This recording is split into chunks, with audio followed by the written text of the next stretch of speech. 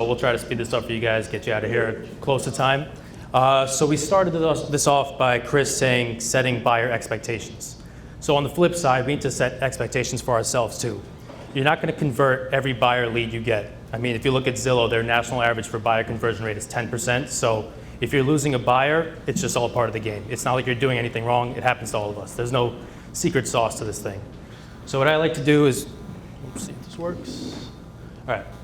So I like to set expectations for myself. If you know your numbers, you know how many buyers you need to get in touch with in order to close as many deals as you want for those buyers. So I get my buyer leads from three main sources. The first is referrals. That's a home run. You know you should be closing almost all of those. And if you don't, then maybe you did something wrong.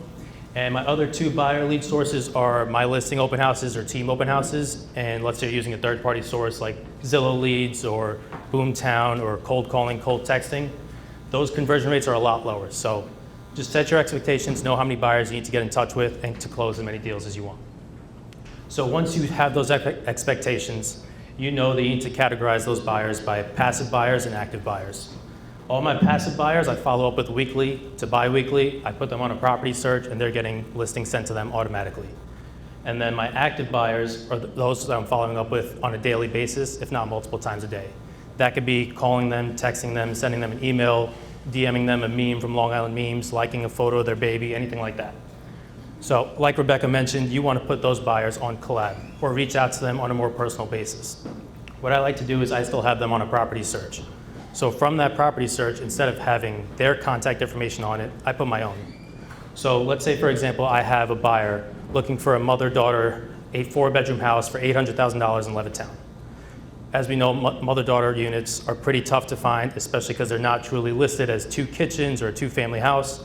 So if I put them on a property search and put any houses under $800,000 in Levittown, this buyer is going to say, this guy's just sending me everything in Levittown. He doesn't know what he's talking about. On the other side, if I put 2 kitchens or 2 families in my property search, this guy's never going to get any listings from me. He's going to be like, this guy forgot about me. He doesn't know what he's looking for. So it's a lose-lose situation. If I send it to myself, and I can filter through those criteria myself and send it to them, they're going to think it's more personal, and they're going to rely on what I'm actually saying to them.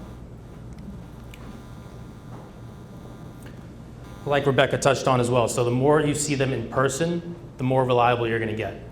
And Sean mentioned this earlier too, be personal with them, be personable, be human, don't be a robot, don't just do showings and try to be done with it.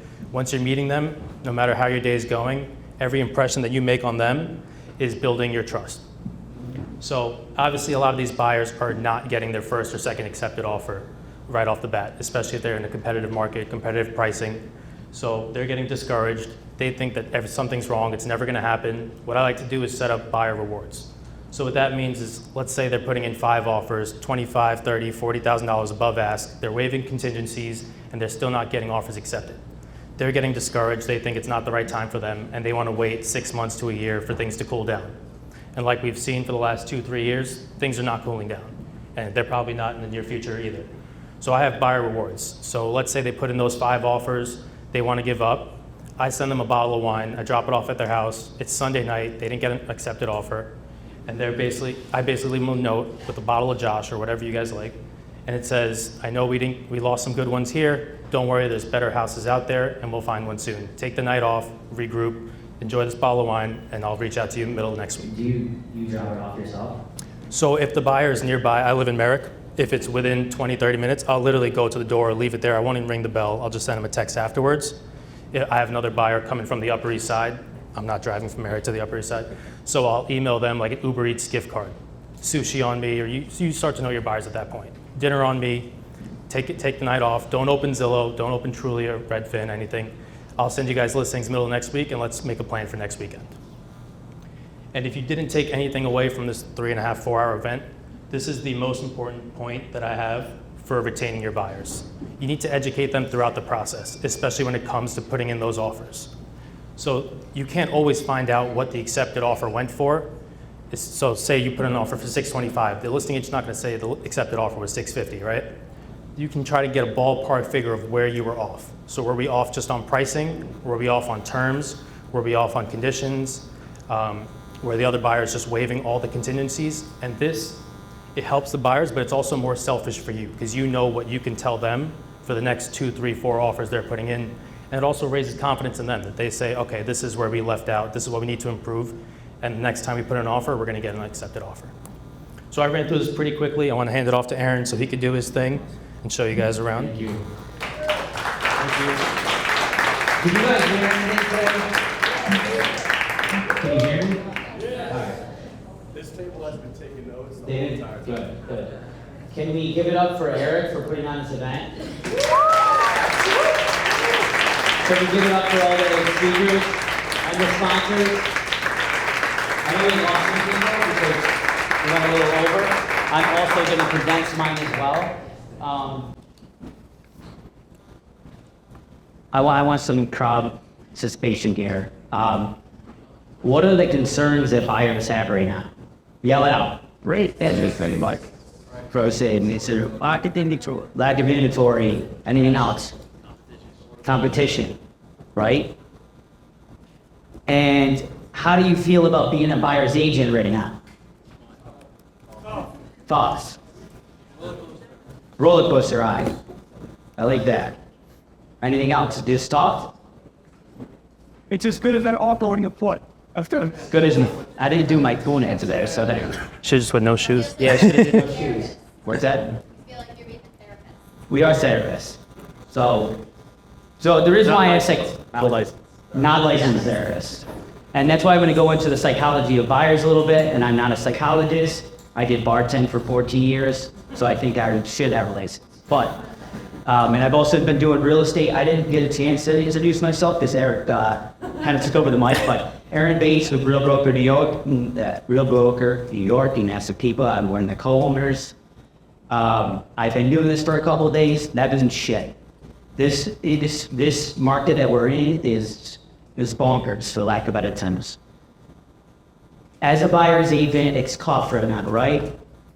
But it's more tough for your buyers, and we have to get out of that emotional boat with them.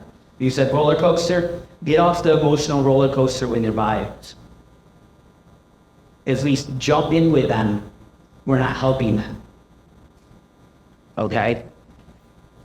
So what's the most important thing to understand about a buyer? Again, yelled out. About the buyers you're working with, what do you think the most important thing that would say no? Motivation. Boom, boom, boom, boom, right away. Motivation. Motivation is the most important thing. Why are they buying a house? Why are we buying a house? What would be a reason why they're buying a house? They're having kids. What? Quality of life.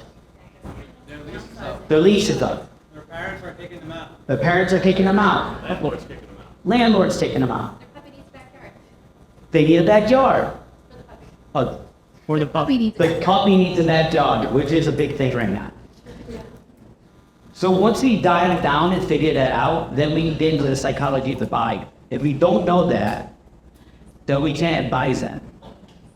That's why it's so important to have that buyer's consultation right from the start, where Chris was saying everything everybody said the whole time was right.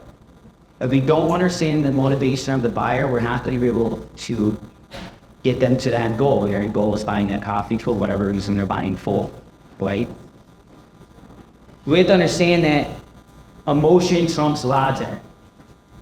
Most of our buyers are speaking from here and not from here. But if we jump in that emotional roller coaster ride with them, they're not going to get to where we have to keep some positivity up. It's okay. If it's not meant to be, it's going to be, right? I really, truly believe that when I say that to any one of our buyers that are getting a house, not getting a house, or anything, when that time comes, this house is the right house for you. I wish Anna was still in here too, because she had put an offer on one of our houses. She was discouraged. Lost out on the house. And I can tell you right now, the house that she bought was 10 times better than the house that we're on. But an offering for our listing. So there's three types of motivation. Something you're running towards, something you're running away from, and something that makes you excited. So Rebecca made reference to Ed and Molly. Ed and Molly are coming from the city. They owned a No, they were renting a studio that's less than the stage that we're standing, but we're standing at right now. And they said to me when we sat down for a buyer consultation that they wanted a space for the kids to play. That's what their motivation. That's what the motivation is. Something they're running towards. Something they're running away from might be. Someone mentioned getting kicked out by mom and dad. Maybe they don't want to be in mom and dad's taste anymore. Maybe they're sick and tired of every single time that they're on the couch and making out with a girlfriend, they're getting caught by her. That's their motivation. Then something that excites them. You're in a rental for 5 years. And every single time you have a backyard barbecue, your landlord's coming here and shutting it down. Well, when you're in your own home, who's shutting it down unless it's too loud? Chris White and John, right? I don't think he would, but say probably killing. So why do I tell you all this? I'm telling you this because we don't understand the motivation of the buyer. We're not going to be able to properly represent that and get them to their main goal. If we jump in them on an emotional roller coaster with them, they're not going to get to that goal. What we say doesn't matter.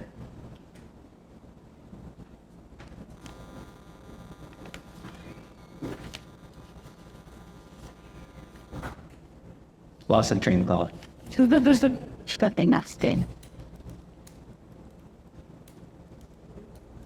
I wanted to use Lewis as an example. He told us other nights that one of his buyers in one of probably the craziest sellers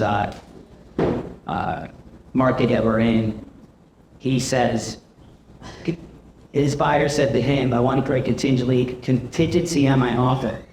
If they don't accept my offer in 48 hours, I want you to pull it back." Do you think that buyer's speaking logically? No. And it wasn't Lewis.